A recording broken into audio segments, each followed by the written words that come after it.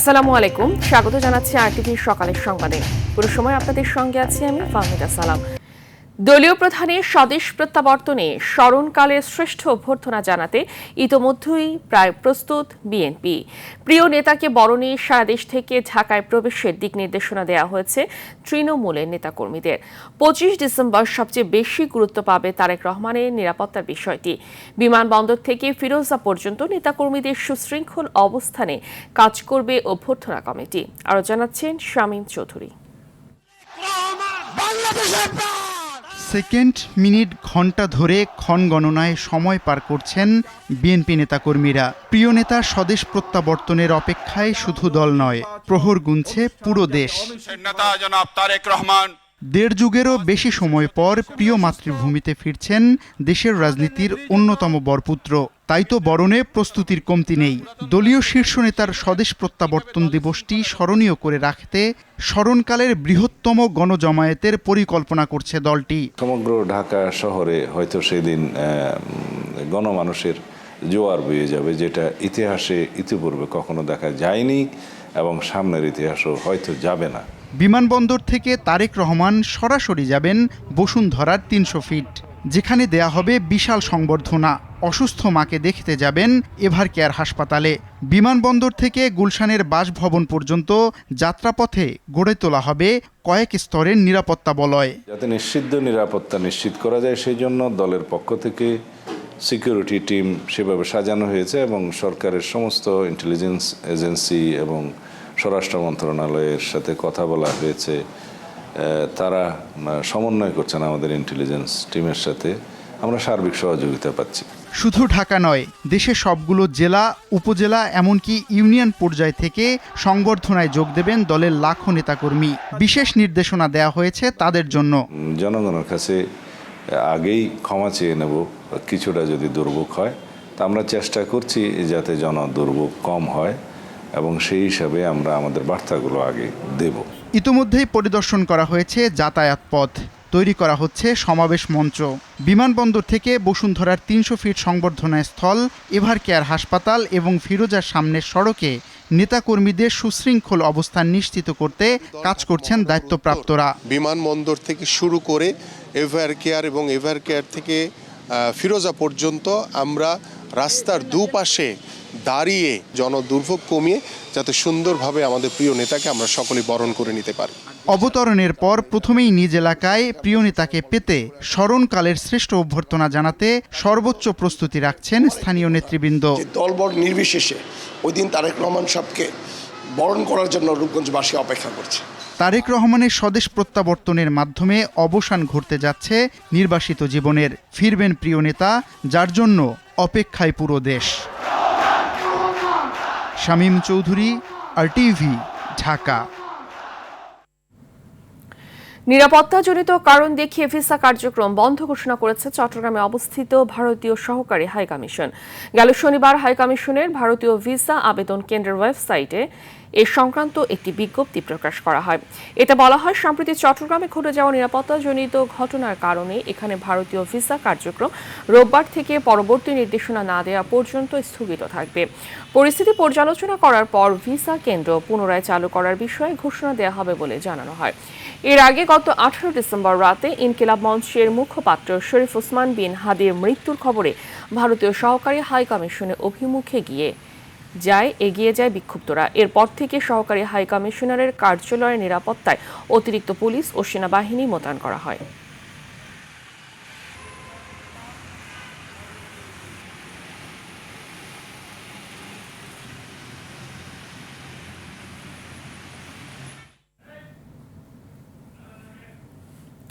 দর্শক, এ বিষয়ে আরো জানাতে চট্টগ্রাম থেকে সরাসরি যুক্ত হচ্ছেন সহকর্মী সাইফুল মাহমুদ। সাইফুল, ভারতীয় ভিসা বন্ধের সিদ্ধান্তে সাধারণ মানুষের মধ্যে প্রতিক্রিয়া কেমন দেখছেন?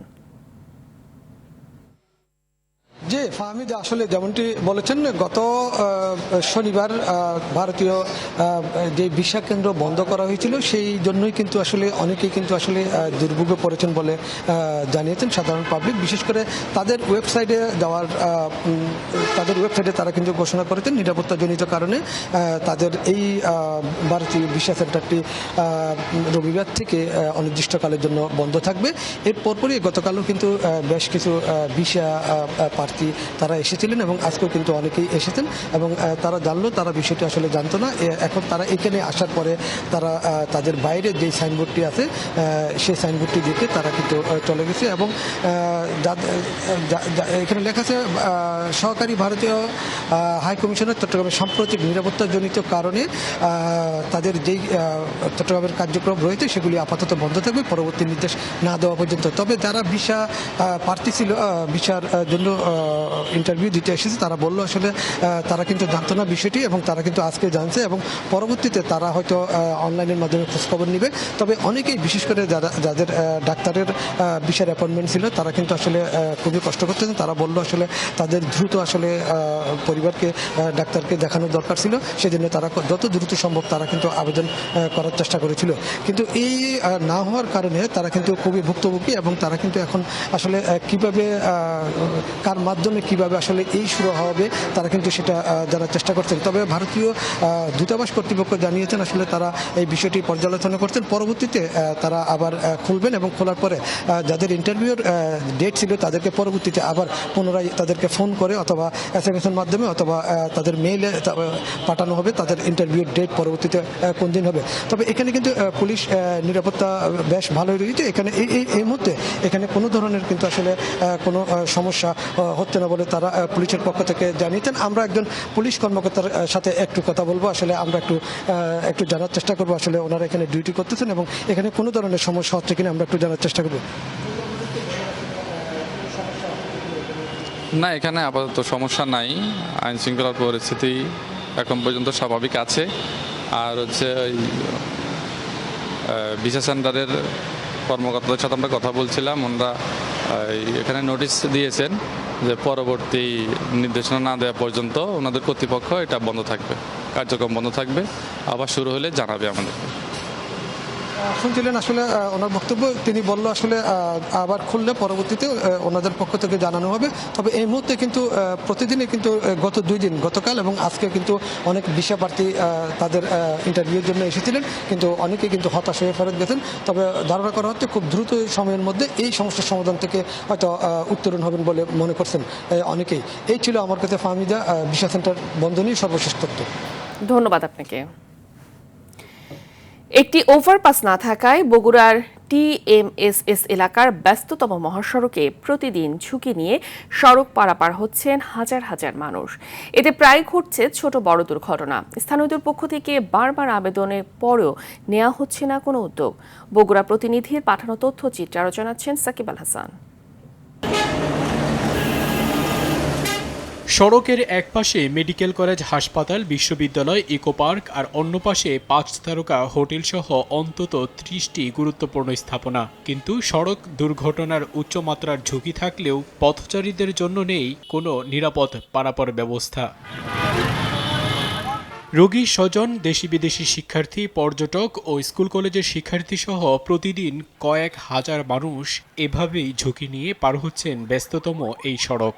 স্থানীয়রা বলছেন, কয়েক বছর আগে একটি আন্ডারপাস নির্মাণের কাজ শুরু হলেও হঠাৎ বন্ধ হয়ে যায় সেই কাজ। অন্তত একটি ফুট ওভারব্রিজ নির্মাণের দাবি তাদের। আমরা এক কথায় জীবন হাতে নিয়ে রাস্তা পারাপার হই এবং এখানে যারা দায়িত্বে আছে রাস্তা পারাপার করে দেয় আমাদের, ওরাও অনেক রিস্ক নিয়ে আমাদের রাস্তা পারাপার করে দেয় এবং কিছুদিন আগেও একটা দাদু এরকম অ্যাক্সিডেন্ট করে মারাই গেছে। অনেক রোগী আছে, তারা হাঁটতে পারে না, অনেক ভালো করে হাঁটতে পারে না, তাদের জন্য সমস্যা। স্টুডেন্ট তো অনেক সারাদিনে পার হয়। আন্ডারপাস দ্রুত সময়ের মধ্যে নির্মাণ করা হয় তাহলে আমার মনে হয় জনদুর্ভোগ এটা লাঘব হবে। আমি এখানে রাস্তা পারাপার করি, এখানে খুব ঝুঁকিপূর্ণ, খুবই রিস্ক। বরাবরের মতো আশ্বাস সাসেক প্রকল্প পরিচালকের। এটা তো আসলে পুরাটো ডিসিশন হয়েছে তো উপর থেকে, যেটা আসলে ওই যে এখানে শুধুমাত্র তো এখানে দেখা যাচ্ছে যে TMSS এর মেডিকেল কলেজ আর এখানে তো আমরা ভেঙে ফেলছি অনেক কিছু, বুঝছেন? আচ্ছা, জি। তো এখানে একটা ফুট ওভার ব্রিজ আমরা দেওয়ার প্ল্যান করছি, হ্যাঁ, আমরা ফুট ওভার ব্রিজ হয়তো দিয়ে দেবো, ফুট ওভার ব্রিজ আর কি। আর কোনো দুর্ঘটনা ঘটার আগেই পথচারীদের জন্য তৈরি করা হবে অ্যাক্টিভ ওভারপাস, এমনটি প্রত্যাশা স্থানীয়দের। সাকিব আল হাসান, RTV। বৈদ্যুতিক তার চুরি হওয়ায় নিরাপত্তা ঝুঁকিতে পিরোজপুরের কচা নদীর উপর নির্মিত অষ্টম বাংলাদেশ চীন মৈত্রী সেতু। 1 বছরে 3 বার সেতুর প্রায় 1 কিলোমিটার অংশের বৈদ্যুতিক তার চুরি হয়েছে। ফলে সন্ধ্যা নামলেই অন্ধকারে ডুবে থাকে সেতুর ওই অংশ। এতে প্রায় ঘটছে দুর্ঘটনা, সাধারণ মানুষের ভেতরে বাড়ছে চুরি ও ছিনতাই আতঙ্ক। পিরোজপুর প্রতিনিধি শেখ রিয়াজ আহমেদ নাহিদের পাঠানো তথ্যচিত্রে আরও জানাচ্ছেন সুলাইমান কবির। খুলনা বরিশাল মহাসড়কের কচা নদীর ওপর নির্মিত অষ্টম বাংলাদেশ চীন মৈত্রী সেতু, যা স্থানীয়ভাবে বেকুটিয়া সেতু নামে পরিচিত। চীন সরকারের সহায়তায় নির্মিত সেতুটি 2022 সালের 4 সেপ্টেম্বর উদ্বোধন করা হয়। দুপাশে সংযোগ সড়ক সহ সেতুটির দৈর্ঘ্য প্রায় 3 কিলোমিটার। তবে গত 1 বছরে 3 বার সেতুর কাউখালী প্রান্তের বৈদ্যুতিক তার চুরি করে নিয়ে গেছে একটি চক্র। এতে রাত নামলেই অন্ধকারে নিমজ্জিত হয়ে পড়ে সেতুর 1 কিলোমিটার অংশ। ফলে সৌন্দর্য নষ্টের পাশাপাশি সেতুতে প্রায়ই ঘটছে ছোট বড় দুর্ঘটনা। বেড়েছে চুরি, ছিনতাই ও মাদক কেনাবেচার মতো ঘটনাও। এখানে অর্ধেক লাইন আছে, অর্ধেক লাইন নেই, লাইনে অর্ধেক চুরি হয়ে গেছে। এখন তো চিনতে ওই মেয়ে ছেলের টানাটানি। আগে লাইট টাইট ছিল, এখানে আমাদের নামতে উঠতে নামতে ভালো হতো, মহিলারা থাকে, এখন লাইট টাইট নাই কিছু। পড়ে গেলে দেখা যায় অনেক ধরনের ক্ষতি হতে পারে এবং সবথেকে বড় সমস্যা হচ্ছে নিরাপত্তা। মাটির নিচ দিয়ে বৈদ্যুতিক লাইনের সংযোগ দেয় তাৎক্ষণিকভাবে সমস্যা সমাধান করা যাচ্ছে না বলে দাবি সড়ক ও জনপথ বিভাগের। ঊর্ধ্বতন কর্তৃপক্ষের অনুমতি আর বরাদ্দ পেলে দ্রুতই সংযোগ সচল করা হবে বলে জানালেন এই কর্মকর্তা। টাকাটি বরাদ্দ এবং প্রশাসনিক অনুমোদন চেয়ে আমরা ইতিমধ্যে প্রধান প্রকৌশলী সড়ক ও জনপথ অধিদপ্তর বরাবর পত্র প্রেরণ করেছি। প্রধান প্রকৌশলী মহোদয়ের কাছ থেকে প্রশাসনিক অনুমোদন এবং বরাদ্দ পাওয়া সাপেক্ষে পল্লী বিদ্যুতের সহযোগিতায় ল্যাব বৈদ্যুতিক সংযোগটি পুনর্স্থাপন করা সম্ভব হবে। সেতু পারাপার নির্বিঘ্ন করতে দ্রুত বৈদ্যুতিক সংযোগ পুনরায় স্থাপন সহ সেতু এলাকা সিসিটিভি ক্যামেরার আওতায় আনার দাবি সংশ্লিষ্টদের। সুলাইমান কবির, RTV। ঘন কুয়াশা আর হিমেল হাওয়ায় উত্তরাঞ্চলে বেড়েছে শীতের প্রকোপ। ভোর 6টায় উত্তরের জেলা পঞ্চগড়ের সর্বনিম্ন তাপমাত্রা রেকর্ড হয়েছে 12 ডিগ্রি সেলসিয়াস। শীতের প্রকোপ বাড়ায় রাস্তাঘাটে মানুষের চলাচল কম দেখা যাচ্ছে। দিনাজপুরের সর্বনিম্ন তাপমাত্রা রেকর্ড হয়েছে 12.2 ডিগ্রি সেলসিয়াস। আবহাওয়া অফিস বলছে ডিসেম্বরের বাকি দিনগুলোতে তাপমাত্রা আরও কমে মৃদু শৈত্যপ্রবাহ বয়ে যাবে। চুয়াডাঙ্গায় সর্বনিম্ন তাপমাত্রা রেকর্ড হয়েছে 12.3 ডিগ্রি সেলসিয়াস। এদিকে কুড়িগ্রামে 2 দিন ধরে সকালে সূর্যের দেখা মিলছে না। জেলার সর্বনিম্ন তাপমাত্রা রেকর্ড হয়েছে 12.2 ডিগ্রি সেলসিয়াস।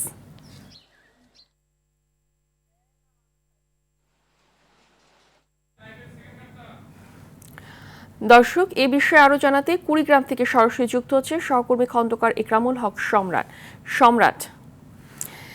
কেমন দেখছেন শীতের প্রকোপ? হ্যাঁ জি ফাহমিদা, আপনাকে ধন্যবাদ জানাচ্ছি যে আপনি ঠিকই বলছিলেন, উত্তরের জেলা উত্তরাঞ্চলে পঞ্চগড়, কুড়িগ্রাম সহ এখানে প্রচণ্ড শীতের এখন তাণ্ডব। তো আমাদের কুড়িগ্রামেও এর কোনো ব্যত্যয় ঘটেনি। কুড়িগ্রামে গত 3 দিন ধরে প্রচণ্ড কুয়াশা এবং শীতে জনজীবন কাহিল হয়ে পড়েছে। আমরা যেটা শুনেছি যে স্থানীয় আবহাওয়া অফিস জানিয়েছে গত 3 দিন ধরে এই জেলার তাপমাত্রা 10 থেকে 12 ডিগ্রি সেলসিয়াসে ওঠানামা করছিল।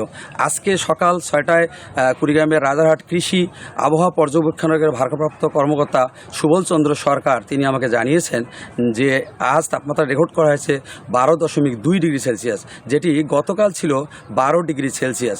তবে গত 3 দিনে 10 থেকে 12 ডিগ্রির মধ্যেই এই জেলার তাপমাত্রা ওঠানামা করছে। ফলে এখানে যে মৃদু যে একটি শৈত্যপ্রবাহের সম্ভাবনা রয়েছে সেটি আমাকে তিনি জানিয়েছেন যে শেষের দিকে ডিসেম্বরের শেষ নাগাদ একটি মৃদু শৈত্যপ্রবাহের সম্ভাবনা রয়েছে। তো ঘন কুয়াশা এবং মেঘের কারণে প্রতিদিন দিনের বেলাও সূর্য দেখা যাচ্ছিল না গত 3 দিন ধরে।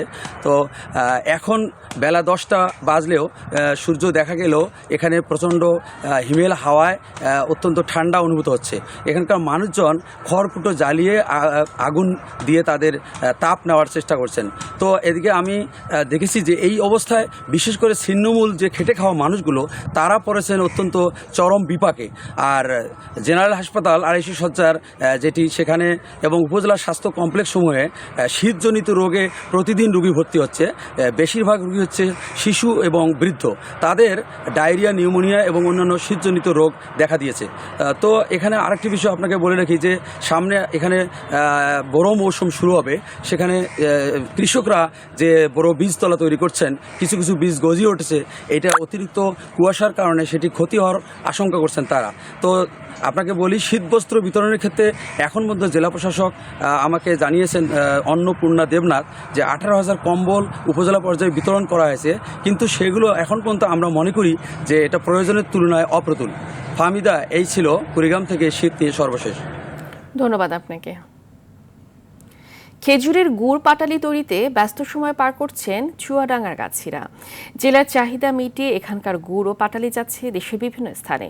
অনুকূল আবহাওয়া আর গুড়ের বাজার দর ভালো থাকায় খুশি গাছিরা। গুড়ে ভেজাল রোধ এবং বিশুদ্ধতা বজায় রাখতে কাজ করছে জেলার কৃষি সম্প্রসারণ অধিদপ্তর। চুয়াডাঙ্গা প্রতিনিধি মোহাম্মদ মিঠুনের পাঠানো তথ্যচিত্রে আরও জানাচ্ছেন সুলাইমান কবির। চুয়াডাঙ্গার খেজুরের খাঁটি গুড় পাটালির কদর রয়েছে দেশব্যাপী। জেলার চাহিদা মিটিয়ে চুয়াডাঙ্গার গুড় চলে যায় আশপাশের বিভিন্ন জেলাতেও।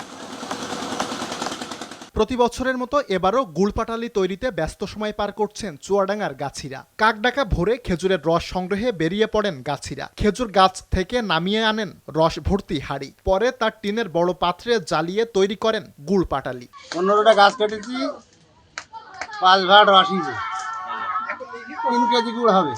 এবার হয় 100 গাছ তুলে গাছ পুঁতে 2 কেজি গুড় দেয় গাছালাদের দেখে যাই 50,000 টাকা থাকে।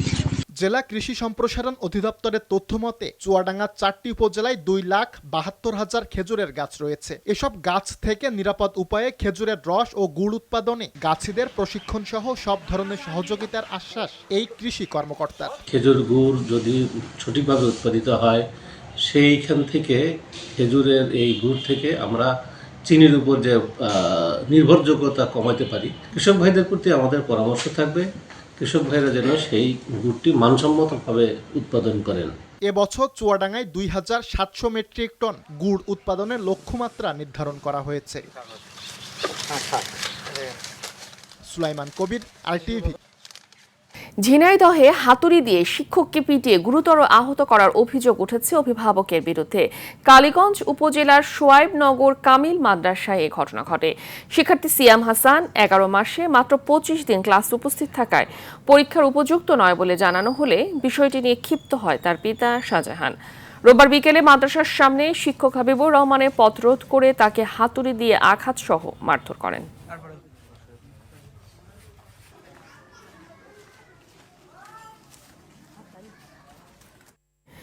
খালবিলগুলোকে মাছের ঘের বানানোয় দেশি মাছ ধরতে পারছে না যশোরের শার্শা উপজেলার এক বিশেষ শ্রেণীর জেলে সম্প্রদায়। খালবিল ও নালা থেকে কুচে ও দেশি মাছ ধরে চলত তাদের সংসার। জীবিকা নির্বাহ করতে হুমকির মুখে পড়ছে এই সম্প্রদায়ের 5 শতাধিক নারী পুরুষ। তবে মাছ চাষের প্রশিক্ষণের মাধ্যমে তাদেরকে সহায়তার আশ্বাস উপজেলা মৎস্য কর্মকর্তার। বেনাপোল থেকে নজরুল ইসলামের পাঠানো তথ্যচিত্রে আরও জানাচ্ছেন আবরার মাহি। বিলের পানি কাদার মধ্যে লুকিয়ে থাকা কুচে, বাইন মাছ, টাকি, শোল সহ দেশি মাছ ধরে জীবিকা নির্বাহ করে থাকেন যশোরের শার্শার সীমান্ত অঞ্চলের এই জেলে সম্প্রদায়। সম্প্রতি কৃত্রিম উপায়ে মাছের উৎপাদন বাড়াতে এসব বিলে তৈরি করা হচ্ছে মাছের ঘের। এতে বিলের পরিমাণ কমতে থাকায় সংকুচিত হচ্ছে এসব বিশেষ শ্রেণীর সম্প্রদায়ের আয়ের উৎস। আগের মতো মাছ ধরতে নামতে পারছেন না এসব বিলে। উপায় না থাকায় কঠিন হয়ে পড়েছে অনেকের জীবিকা নির্বাহের পথ। তারা মাথা চুকির কমালে তেল কুকির কান্দে আমরা কত চল তেল চুইছি পুষে মাছ পাই বেঁচে কিনে বাচ্চাদের লেখাপড়া শিখাচ্ছি। এমন আমাদের একটু এখন দুদিন একটু কষ্ট অভাব যাচ্ছে। অতি কষ্ট করে মাছ ধরে জীবনযাপন করে এবং তাদের যদি সরকার একটু সহানুভূতি দিত তাহলে তারা হয়তো সংসারটা খুব ভালোভাবে পরিচালনা করি। মাছ চাষের প্রশিক্ষণের মাধ্যমে তাদের সহায়তার আশ্বাস উপজেলা মৎস্য কর্মকর্তার। কুচিয়া চাষ বা অন্যান্য মাছ চাষ পদ্ধতিতে আসতে চান সেক্ষেত্রে আমাদের উপজেলা অফিস থেকে আমরা প্রশিক্ষণের মাধ্যমে তাদেরকে সহযোগিতা করতে পারি এবং তাদেরকে মেইন স্ট্রিম কালচারের মধ্যে নিয়ে আসতে পারি। এ বিষয়ে সরকারের সহযোগিতা কামনা সম্প্রদায়টির। আবরার মাহি, RTV। গোপালগঞ্জের সবজি গ্রাম হিসেবে পরিচিত সদর উপজেলার রঘুনাথপুর, সিলনা, গুয়াধানা ও টুঙ্গিপাড়া সহ আরও কয়েকটি গ্রাম। মৌসুম ভেদে সারা বছরই এসব গ্রামের কৃষকরা নানা ধরনের শাকসবজি আবাদ করে থাকেন। নিজেদের কষ্টার্জিত বিষমুক্ত ও বালাইমুক্ত নিরাপদ সবজি বাজারে নিয়ে বিক্রি করে ভালো আয় করছেন তারা। গোপালগঞ্জ প্রতিনিধি আব্দুল্লাহ আল মামুনের তথ্যচিত্রে আরও জানাচ্ছেন লিওন আজাদ। গোপালগঞ্জের সবজি গ্রামে সবুজে সবুজে ভরে উঠেছে বিস্তীর্ণ মাঠ। মাঠ জুড়ে সারি সারি ফুলকপি, টমেটো, মূলা, পালং শাক সহ নানা ধরনের শীতকালীন সবজি শোভা পাচ্ছে। প্রতিটি বাড়ির আঙিনা, পুকুর পাড়, ক্ষেত খামার সবখানেই সবজির আবাদ।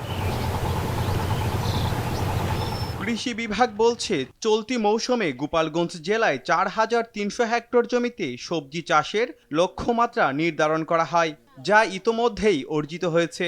এই গ্রামগুলোর প্রধান আয়ের উৎস সবজি চাষ। মাঠের ফসল বিক্রি করেই চলে সংসার, ছেলে মেয়েদের পড়াশোনা, চিকিৎসা আর নিত্য প্রয়োজনীয় খরচ। ব্রোকলি লাগাইছি, ফুলকপি লাগাইছি, বাঁধাকপি লাগাইছি, ওলকপি লাগাইছি, ধনে শাক, পালং শাক, লাল শাক। প্রতি বিঘায় মনে করছি 40-50 হাজার টাকাই আসে। মোটামুটি আমরা খুব ভালো আছি সবজি চাষ করে। এ দিয়ে আমাদের সংসার চলে এবং ছেলেমেয়ের লেখাপড়া শিখাই। দামও ভালো পাচ্ছি, ইনশাল্লাহ এবছর আশা করি লাভবান হব। কৃষকদের নিয়মিত পরামর্শ ও প্রয়োজনীয় সহযোগিতা দেয়া হচ্ছে বলে জানান এই কৃষি কর্মকর্তা। এবারে আবহাওয়া অনুকূল থাকায় আমরা আশা করছি গতবারে আমাদের যে অর্জন ছিল প্রায় 94,500 মেট্রিক টন, সেটাও ওভারকাম করতে পারবো। আমরা মাঠ পর্যায়ে কৃষকের সাথে কাজ করছি, কৃষককে পরামর্শ দিচ্ছি, কৃষকও ন্যায্য মূল্য পাচ্ছে এবং এই ন্যায্য মূল্য পাওয়াটা যদি অব্যাহত থাকে তাহলে আশা করি যে কৃষকরা আরও ব্যাপকভাবে সবজি চাষে উৎসাহিত হবে এবং আমাদের গোপালগঞ্জে সবজি চাষ আরও ব্যাপকভাবে বৃদ্ধি পাবে। আবহাওয়া অনুকূলে থাকলে ও ন্যায্য বাজার মূল্য পেলে ভবিষ্যতে সবজি চাষ আরও বাড়বে। এতে গোপালগঞ্জে সবজি উৎপাদন বৃদ্ধি পাওয়ার পাশাপাশি স্বাবলম্বী হবে হাজারো কৃষক পরিবার। লিওন আজাদ, RTV। ডিসেম্বরের শুরুতে উল্লেখযোগ্য হারে বেড়েছে প্রবাসী আয়ের প্রবাহ। মাত্র 17 দিনে রেমিটেন্স এসেছে $200 কোটি। এই প্রবাহ অব্যাহত থাকলে মাসের শেষে প্রবাসী আয় $3.5 বিলিয়ন বেশি হতে পারে, যা দেশের অর্থনীতির জন্য একটি ইতিবাচক সূচনা। বাংলাদেশ ব্যাংকের তথ্য অনুযায়ী গত বছরের এই সময় প্রবাসী আয় এসেছিল $176 কোটি। সেই হিসেবে আয় বেড়েছে 14%। আর জুলাই থেকে এ পর্যন্ত $1,500 কোটি বেশি রেমিটেন্স এসেছে, যা গত বছরের একই সময়ের তুলনায় 16.7% বেশি। হুন্ডি প্রতিরোধে সরকার ও কেন্দ্রীয় ব্যাংকের উদ্যোগ, প্রণোদনা এবং ব্যাংকিং চ্যানেলের উন্নতি রেমিটেন্স আয় বাড়াতে বড় ভূমিকা রেখেছে বলে মনে করছেন বাংলাদেশ ব্যাংকের কর্মকর্তারা। এতে বৈদেশিক মুদ্রার রিজার্ভেও এসেছে স্বস্তি।